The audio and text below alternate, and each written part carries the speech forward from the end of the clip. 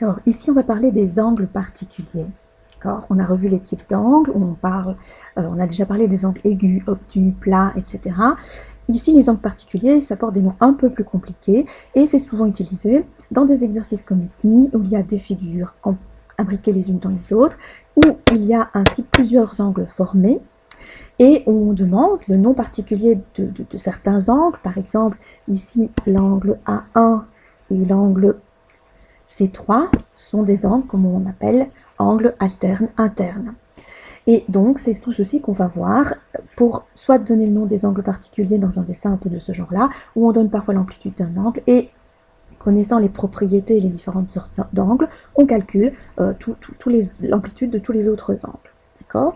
Donc, on va ici étudier ces angles particuliers, voir de quoi il s'agit.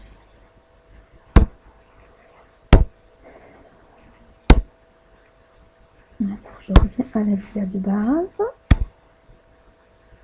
2 secondes. Donc, de quoi est-ce qu'on parle dans les angles particuliers? Alors, on parle d'abord des angles adjacents, ici dont on va parler. On entendra aussi parler des angles complémentaires, des angles supplémentaires, des angles opposés par le sommet, des angles alternes internes, alternes externes, correspondants. Ce sont des noms un peu biscornus qui font peur, mais au final, ce n'est pas bien compliqué. On va voir ça en profondeur ici. Voilà. Je vais passer petit centimètre. Et on peut regarder de quoi il s'agit en particulier. Donc, si on parle des angles adjacents, donc deux angles adjacents, il est indiqué là, sont deux angles qui ont le même sommet et un côté commun,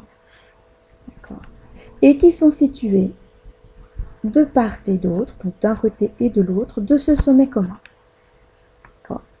Voilà de quoi il s'agit dans les angles adjacents. Alors, on parle aussi souvent, et les deux vont de pair, on va dire, on parle des angles complémentaires, complémentaire étant le plus petit des deux mots qui vont se suivre. On parlera des angles complémentaires et des angles supplémentaires. Les angles complémentaires étant le mot qui va vers le plus bas en fait, complément, supplément étant plus gros. Les angles complémentaires sont deux angles dont la somme ensemble forme un angle de 90 degrés. D'accord? Donc quelque part dans un dessin, si on a un angle de 48 degrés, un angle de 42 degrés, on a des angles qui sont, ces deux angles sont complémentaires. Ainsi, si on me donne un angle de 42 degrés, et que je demande le complément de cet angle, c'est-à-dire ce qu'il lui faut, le petit bout qui lui manque pour faire deux angles complémentaires, il faudra dire que le complément est un angle de 48 degrés, en faisant 90 moins 42 degrés. Nous avons l'autre terme, les angles supplémentaires. Donc, supplément, plus grand, on va dire, que complément. Donc, là, ce sont deux angles qui ensemble forment 180 degrés. D'accord? Donc, si on additionne les deux angles, on arrive à 180 degrés. Ainsi, si j'ai un angle de 112 degrés, quel est son supplément? On fera le calcul 180 moins 112 et on obtiendra 68 degrés. Son supplément est de 68 degrés. D'accord? Autre nom d'angle dont on parle souvent, c'est les angles opposés par le sommet. Opposés par le sommet. Ah, ça dit bien ce que ça veut dire. On prend le sommet. Ici, on a le sommet commun. On a le sommet commun. Et les angles ont le même sommet et ils se font dos à dos. D'accord? Il y en a un d'un côté et de l'autre côté du sommet. Donc, la définition exacte, c'est deux angles qui ont le même sommet et dont les côtés sont dans le prolongement l'un de l'autre. Forment toujours une croix et ce sont les deux angles qui sont dos à dos. On peut avoir ces deux-là, mais on peut aussi considérer dans une autre couleur que les deux angles qui sont ici sont aussi deux angles opposés par le sommet. Alors, on a une... Qu'est-ce qui s'est passé ici?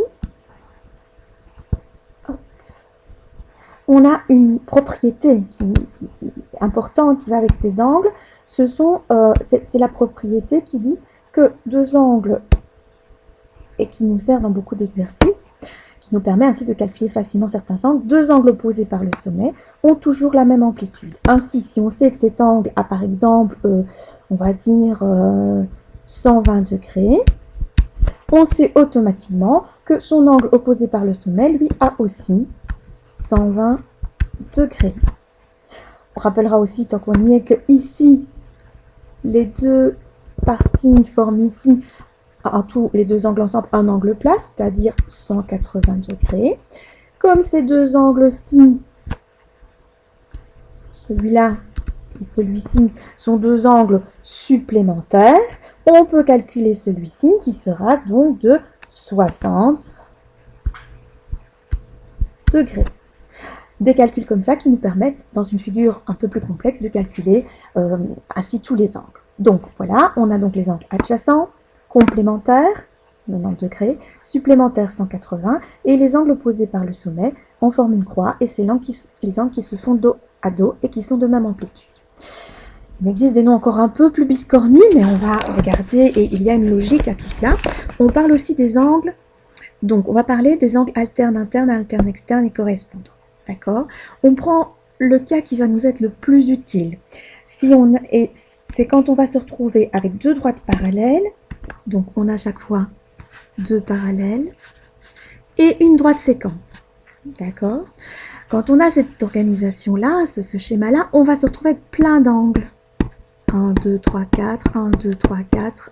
Vous voyez? Il y a à chaque fois 8 angles constitués par ces droites coupées l'une par rapport à l'autre. Ces angles portent des noms particuliers et ont des propriétés particulières. Ainsi, on a d'abord les angles alternes internes. Alors, on peut décortiquer ce mot et voir de quoi il s'agit. Alterne, c'est comme quand on est sur la route et qu'on a le stationnement alterné. Donc alterne veut dire d'un côté et de l'autre. Donc d'un côté de la séquente et de l'autre côté.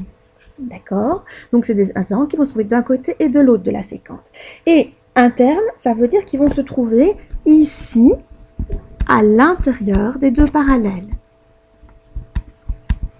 On comprend déjà beaucoup mieux ces termes-là, alterne, interne, on permet de reconnaître facilement ces angles. Donc c'est les angles qui sont situés à l'intérieur des parallèles et de part et d'autre de la séquente. Donc ces deux angles-ci sont considérés comme alterne, interne.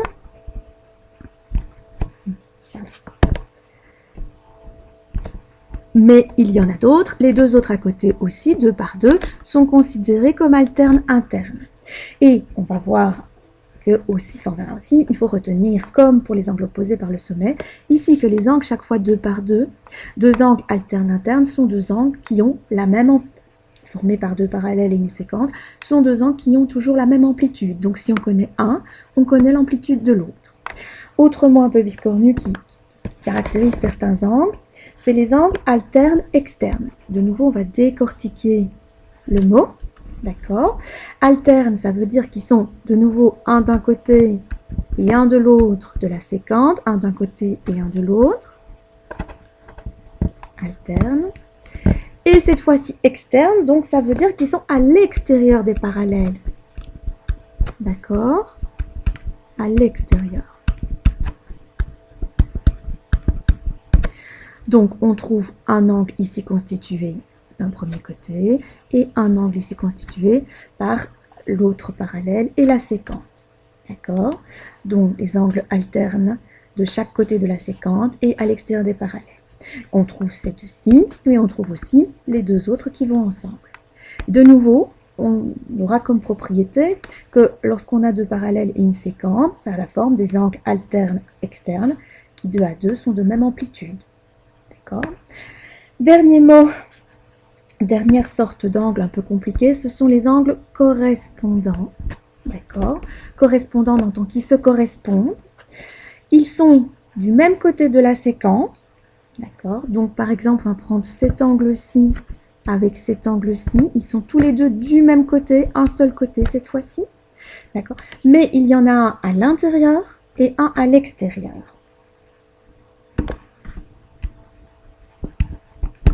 Et un à l'extérieur. Je dis souvent, enfin en classe aussi, si on les découpe, et on va faire glisser et ils se superposent exactement. D'accord? Et ils sont donc de nouveau exactement de même amplitude. Il y a ces deux-là, on trouve ces deux-ci. On va trouver ceux-ci par là, ces deux-ci. Et enfin, les deux qui sont ici. Ok. Donc voici ces angles avec des noms particuliers qui ont chacune des positions particulières et des propriétés particulières qui nous permettent de résoudre pas mal de situations géométriques.